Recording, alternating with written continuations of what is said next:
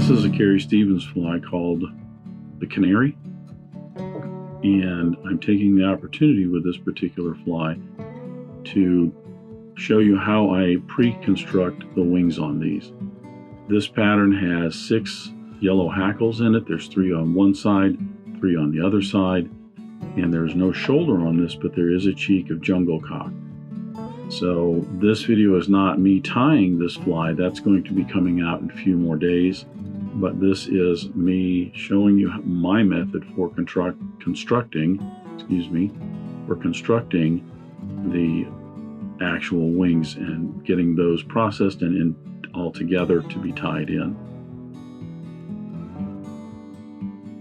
So I'm going to start the wing construction for the Canary.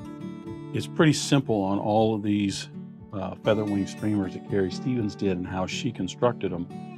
And actually even other people that have tied their own patterns, different feather wing streamers, you could do this too, but the processing of the wings could still be, I guess, about the same.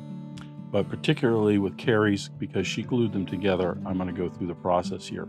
The wings for the Canary are 6 yellow hackles, so that's 3 from one side and 3 from another, concave together like this. And there is no shoulder on this, but there is a cheek of jungle cock. So I'm going to actually start with the jungle cock. And the reason is that I may have to mend some of these nails that I used for the jungle cock. One quick note I do want to point out, this particular cape is pretty picked over, but generally you're going to get them something like this where you have some very short ones here. These are great for little wet flies, even some smaller wet flies for these right here. But for these longer feather wing streamers, you're going to want some of the longer eyes off of the cape. These short ones won't do it. They're just not long enough. You want to have another band. See, if you look at these, you get about 3 white bands and 3 black bands on there, and you want to include all of those.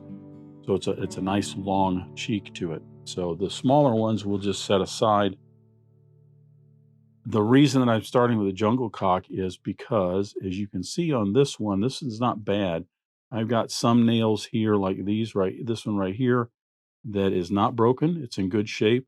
But then I have some others here. That one's got a little split right there in it, if you can see that. And I have some others in here that have some little splits in them. That is going to dictate kind of which ones you choose for the flies that you're tying. If I'm tying these patterns to be framed or to be given away, so I want them to be extra nice, then I'm going to hold on to some of these nails in here that don't have any splits. This one's got 2 splits right there. I'm going to hold on to these ones that don't have splits, and those are the ones that I'm going to use for any flies I'm going to frame. These are just fishing flies. Even if I'm tying them to give to somebody to go fishing with them, then I'm going to use the ones with the split nails. I can repair those split nails, which I'll show you in just a second. So in this case, I'm going to choose this one right here that has that split nail on it. And I'm going to choose one that does not have a split nail, just so that I can show you. You kind of want to get them also comparable in terms of their shape, how long they are. See, this one here is much narrower. I don't think it's a huge deal, especially if you're fishing it, but if you are framing it or something, try to get them kind of looking even. So that's 2 of them. Now, I'm actually going to be tying up 6 of these canaries in total. This one that I'm working on is going to be the one that I actually do the video for. But if I were to sit down and do this for 6 of them, it would take me about 45 minutes to get all this processed. If there's a shoulder on it, it might take an hour to get all of it processed. So if I were doing all 6 of them now, then I would get, there's my cheeks for 1 fly, and I would get 5 more pairs out here. And then that's how I process them. I go through all the jungle cock because I might have to repair some. I can repair them, have them sitting there. They're drying or curing while I'm working on the actual wings. So that's the first step. Now, The jungle cock here, you're not going to use this whole feather. You just use the center portion of it. So I usually will come in here and cut the feathers off somewhere about halfway up.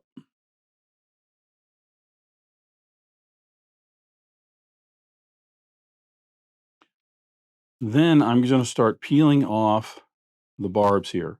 I want to be a little gentle with this, and you kind of want to hold this part in your left hand so that you're not inadvertently peeling off as you get up in here too much of this down here. You kind of want to support it. So just take your time with it. Peel off some of these pieces here. If you're too aggressive, you can bust that stem right there. So just take your time. I like to go ahead and get all of these peeled off. Be a little careful with it because, again, you don't want to end up splitting it down here and having more to repair. When you get up here, it's up to you. If you have some that these can actually get glued in. So I'm just going to leave them because I don't want to risk tearing more of the eye right here. So I'm going to leave those. I'm going to do the same thing to the other feather. Now, I generally don't match these up unless I have a big difference in terms of the profile of these eyes. So if I were to get a bunch that were split and or a bunch that were skinny, something like that, then I might actually start pairing these up and set them aside so that both sides will match up. This one I'm going to peel a little bit more off up here. And this is, there's no rhyme or reason. It's just, I feel like doing it for this one. I can. So there we go. So there's my two eyes. I think I'm going to go ahead and try and actually take some of this off. Again, you want to be careful that don't end up. See, I just peeled some of the lower portion off, but fortunately it was just a little bit. Just take your time with it. Don't get too aggressive. See, I split that one up right there. I don't know if you can see it right there. I split that, but I can repair that right here. So that's going to be my next step, is to go ahead and repair these. And for that, you can use a number of different things. I'm going to use some rubber cement.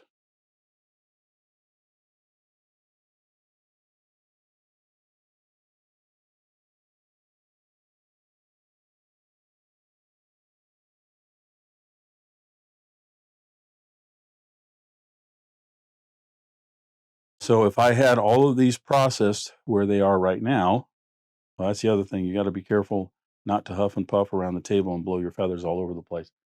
Then I'm going to get my rubber cement.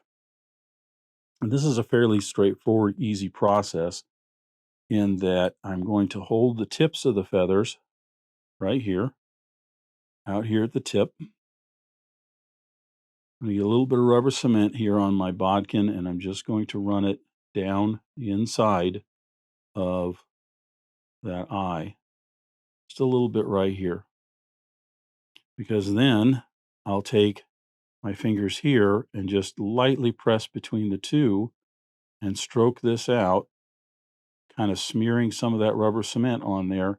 And as you can see, it just kind of zips it back up, gets that split healed enough, at least enough. I mean, even if you were going to frame this, I think it would work. Then I'm going to set that there, the cemented side up. You can use another popular adhesive for this is a vinyl. Oh, this is the one that I just tore. Is a like a flex cement, a vinyl cement. Dave's flex cement works real good. But I happen to be using the rubber cement for both the wings as well, so I'm just going to stick with that here. Again, I'm just going to coat the inside of that lightly, then lightly rub it, not really rub it, but just stroke it through my fingers to kind of smear that rubber cement. And you see it just gets it all coated and glues everything back together, essentially. And then you don't want to do that because you don't want to glue them together.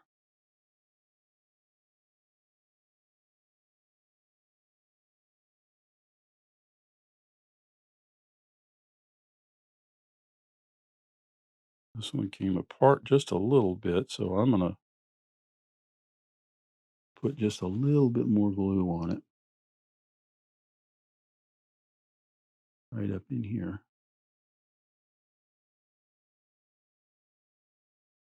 Sometimes you can push it together from the sides a little bit just to get that a little bit more together and then set it down.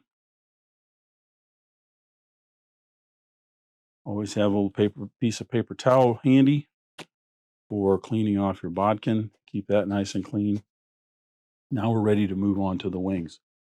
Now, I hope these yellow hackles, the color doesn't get kind of washed out in the video here. I'll work with the color, see what I can do about that. I will be also doing another supplement here in a couple of weeks for another fly. I think it's Dave's favorite, and it has a shoulder of golden pheasant in it.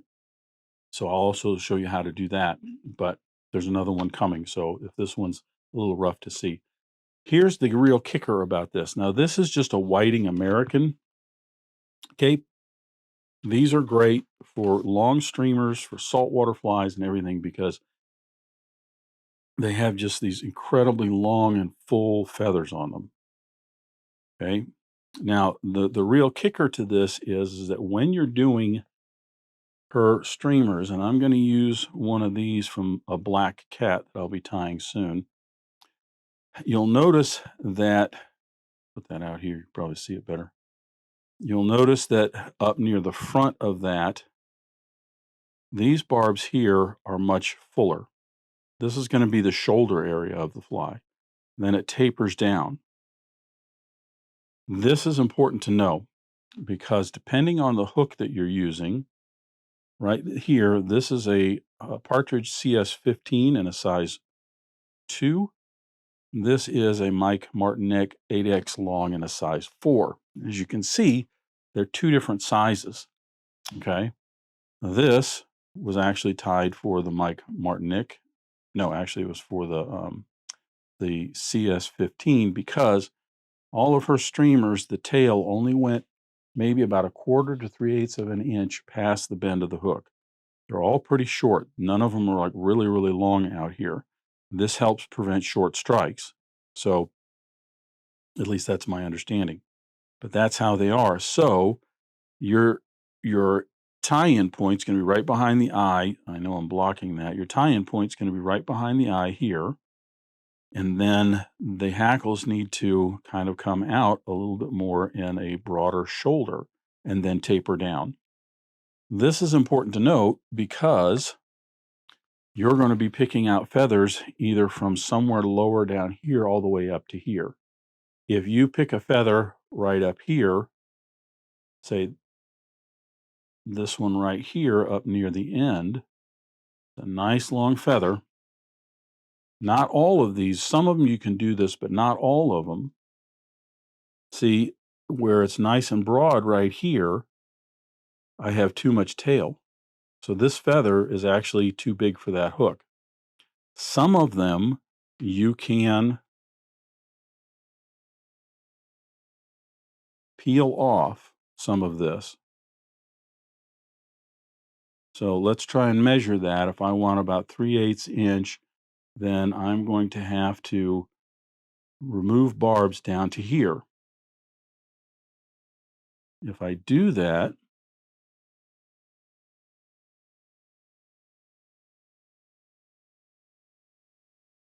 you'll see often what happens here is now I don't have, this one's not bad, but I don't have the broader shoulder here that then comes and tapers down. I have a direct taper this way. And that's generally not what you're looking for. You're looking for, something that has a broader shoulder sticking out this way and then tapering down.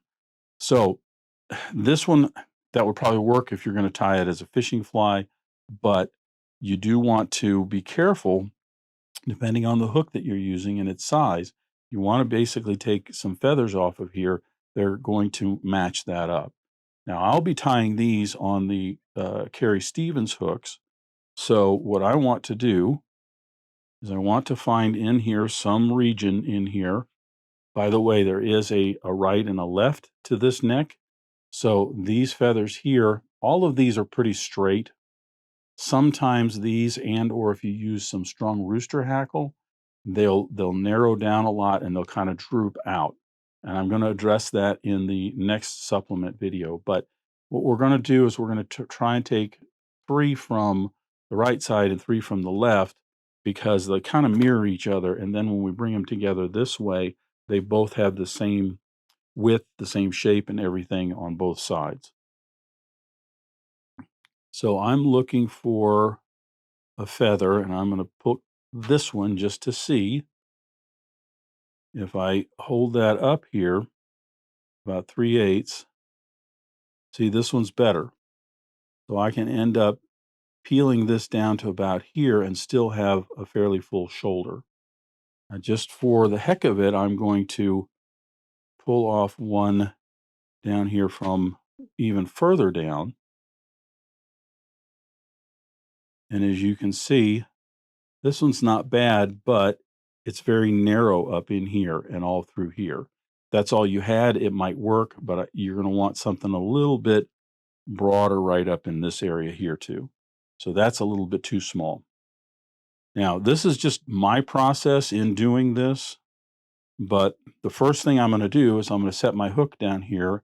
I'm going to find a feather that works from a region. So now I know I'm more or less taking them from somewhere in the middle area right here.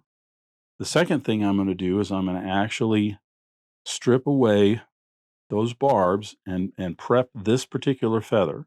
I find it's much easier if I just prep this feather here ahead of time, because then I can pull the other feathers off and hold them up to this one and know that this is a prepped feather.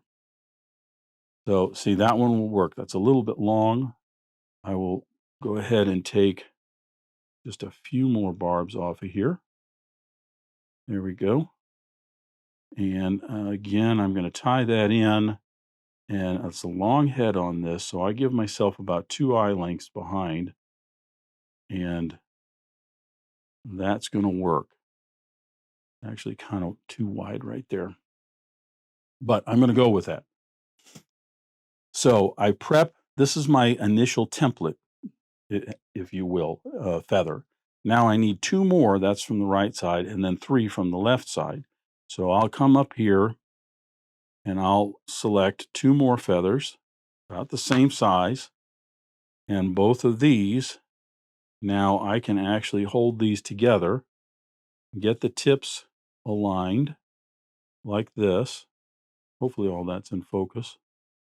I get the tips aligned. Now I'm going to process these 2 at the same time. If this fly had 4 feathers in it, 2 on each side, then I would only have 1 of these to match with that one. But I'm going to go ahead because it has 3. I'm just going to hold 2 of these. First thing I'm going to do is cut the extra parts of the feather off I don't need.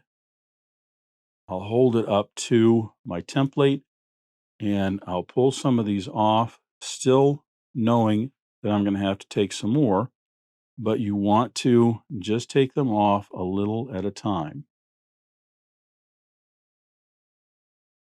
I'm going to try and do this so that you can see this and my hand's not in your way. So I hold this up here and see I'm still, hold that down there, I'm still just a little bit long. So I have just a few more barbs to pull off to match this one.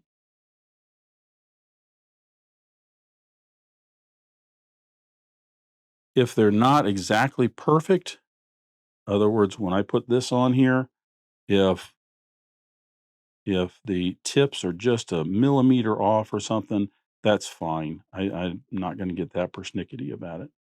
But as you can see, I have those 2 now the same length, and they match up almost just perfect with the first one. So that's my first set of wings on one side. Now I'm going to repeat that same process with the left. If I were doing 6 of them at a time, I would actually be doing another, what, 5 times 3, another 15 I'd be pulling out of here to make all of the wings for that one side. And these aren't as it's not as crucial that you have these from the left and the right because they're all about the same. That's the one nice thing about these whiting necks is they're pretty full, and you can usually match these up pretty well because they're all nice and straight and pretty full. So I'm going to do the same thing with these, and I'm going to match all 3 of these up to be a little expedient here. I'm going to match all 3 of these up.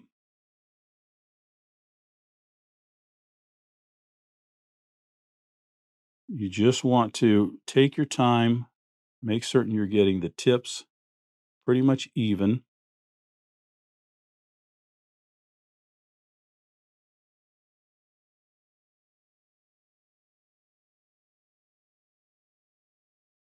Again, if this had 4 hackles, 2 on each side, I'd be doing this with 2 at a time. But whether or not I'm working with the left side or the right side of said wing, I would still leave my template feather right here because all of these I can measure against that very quickly.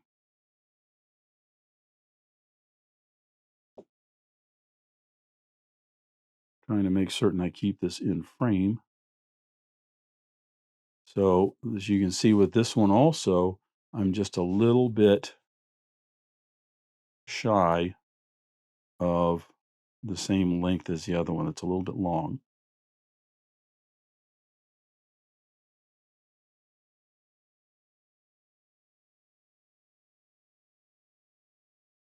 If I were to take off just a little too much, I probably would just leave it and tie that in so the tail's just a hair shorter, and then it would tie down and match the front up on both of those, as opposed to just get a whole nother set out. Because here's the thing, there's only so many feathers you have on this neck. And if you're doing a dozen of them, just think about that. If I'm doing a dozen canaries and there's 6 flies in each one, that's 6 times 12. You know, I may not have enough feathers on this neck for a dozen of these flies. But as you can see, I now have the left and right all made here. So the next step is to go ahead and actually start assembling and gluing these together.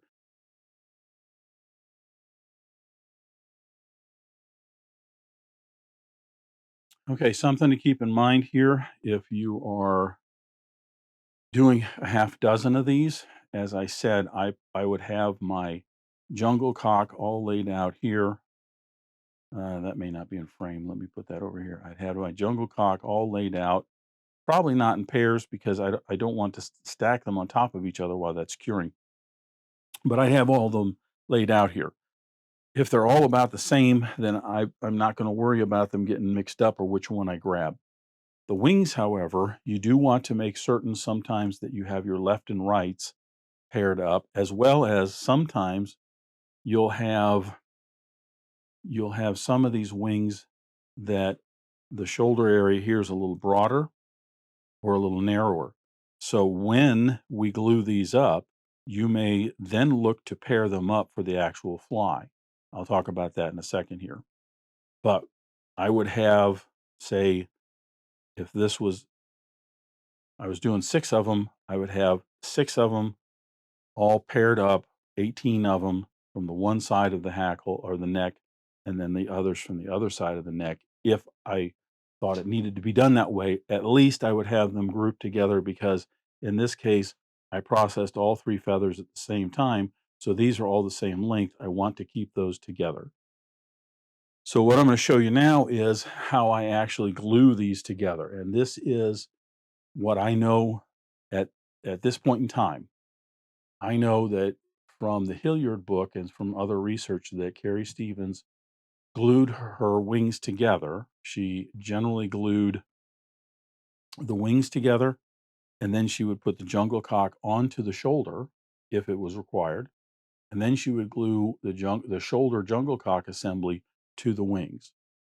But she would use a lacquer, and I don't know what kind of lacquer. I don't know if it was a finishing lacquer or if it was a quote head cement lacquer or exactly what it was.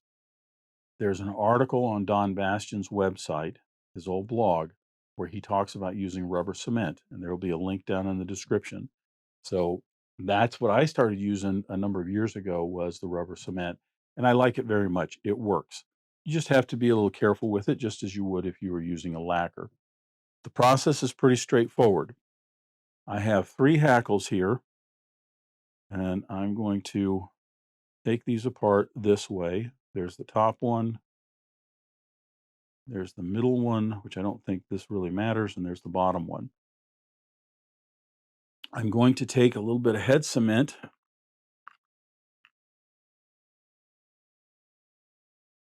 going to take that bottom hackle. And again, I don't think it really matters because all 3 of these are more or less the exact same. But if you want to, then go ahead and keep that separated so that this is the bottom, the middle, and the top. So it goes back together just the way it was that you processed it.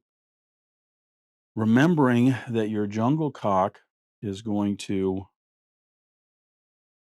go on top of the final one, and it's going to be about this long. I generally have the base of the wing right around this black and white transition, the final one. If you want it longer, you could do a little bit longer. Keeping that in mind, we want to have just a little bit of head cement in this area here, or maybe a little bit more here because the jungle cock will cover it up. But what I like to do then is knowing that the jungle cock's going to come down to about where my thumb is at, I'm just going to take a little bit of head cement here and I'm going to run it straight down the rachis just like this, just a thin little coat like that. Not much to it. Try and hold that at different angles so you can see it. I might even try to zoom in when I process the video on this so that you can see that, but it's just a little bit right along the rachis there. I'm then going to take the second feather and I'm going to put it on here and notice that I'm laying it on top of my thumb here and I'm bringing it down so the base of that or the very end of the wings match up right here first. Then I'm going to bring the tails together. I want to make certain that the tail length is correct.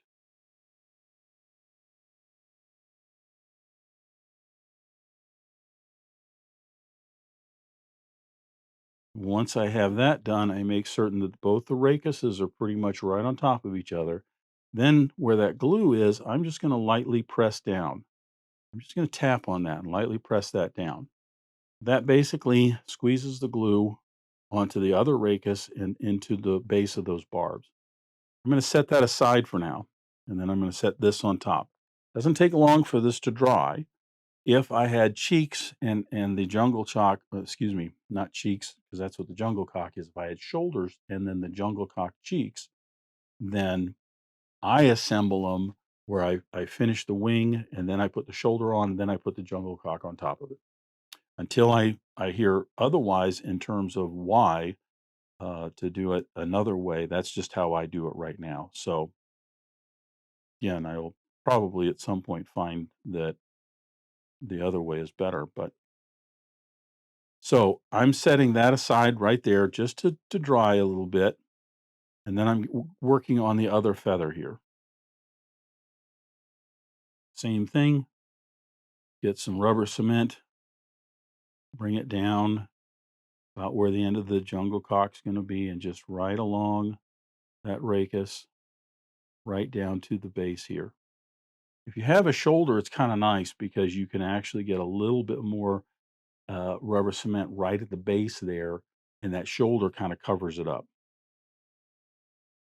Again, bringing those two base or points to the wing right there together. I'll double check the tips, see that they're aligned, get the rachis in line there, and then just come down and lightly tap. I'm not squeezing real hard. I'm just lightly tapping those together and letting the rubber cement do its job. This case, I still have more to do. This is firmed up enough so I can come back and put some more rubber cement right on top of that, right where the other one was.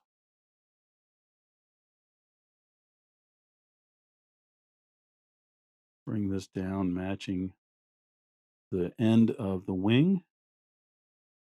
Get my tip, even if that tip goes, I mean, if these don't match up, when I pulled those off, one of them was out a little bit. It's more important right now that the tips are matching up. So all those tips match up. I got the rachis on top of each other. Then I just lightly press that, set that aside. I do the same thing with this one.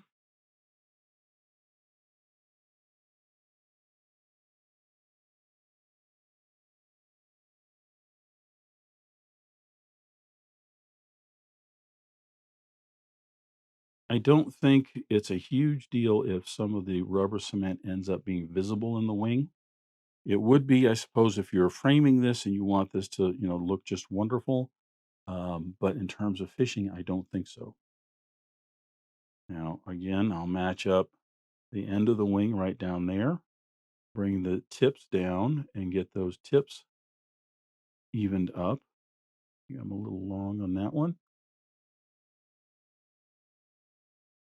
Get the rachis here on top of each other and then just gently press down to squeeze that rubber cement into that wing. Now we're almost done. Again, if I had a shoulder, then I would be now ready to do the shoulder. And I would have,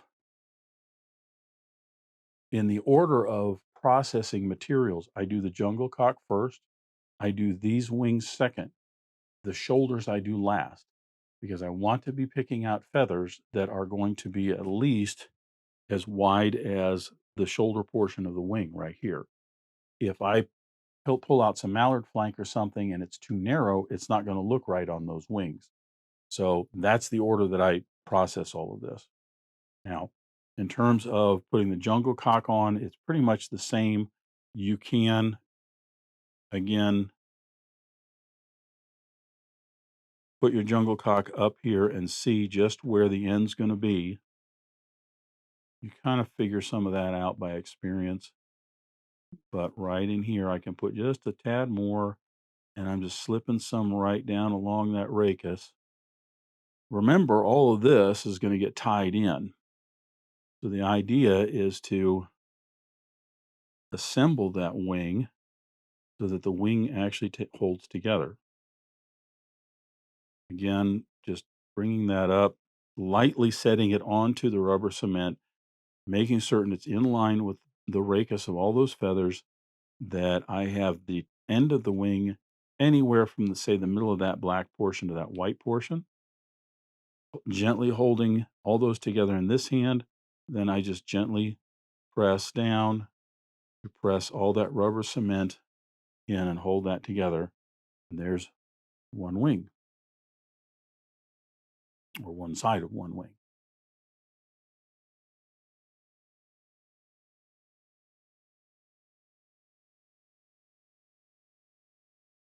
Same thing with this one. It'll take a little experimenting doing this, and you'll end up with some messy wings at different times.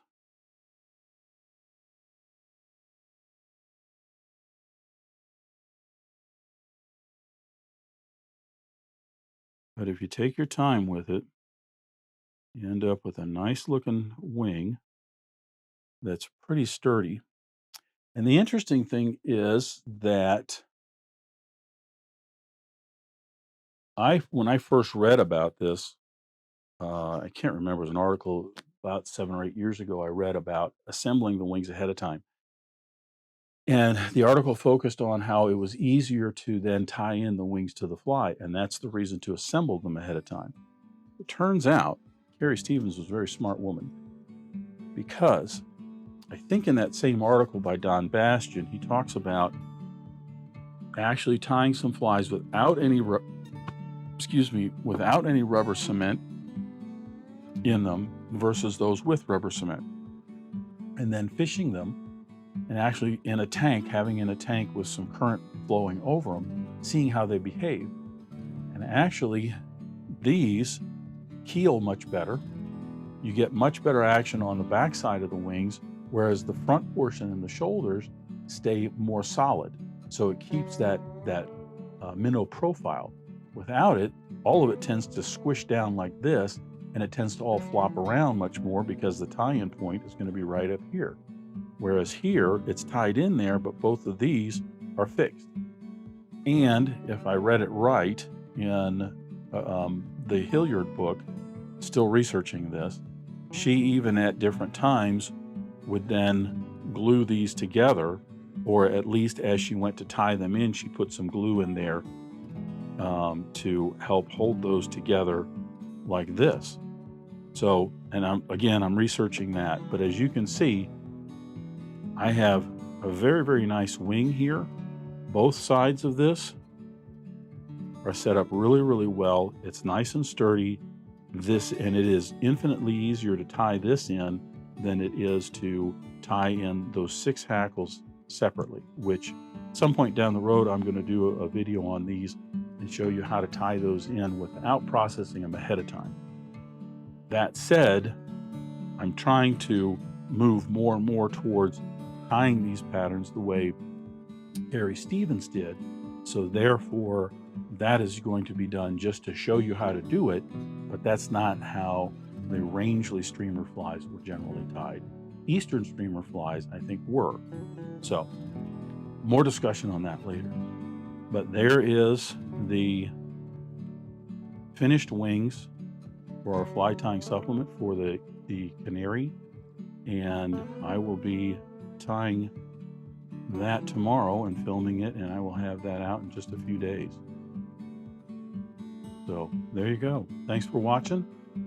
Remember, it's fly tying, not having fun with rubber cement, and you're doing it wrong. Thanks for watching.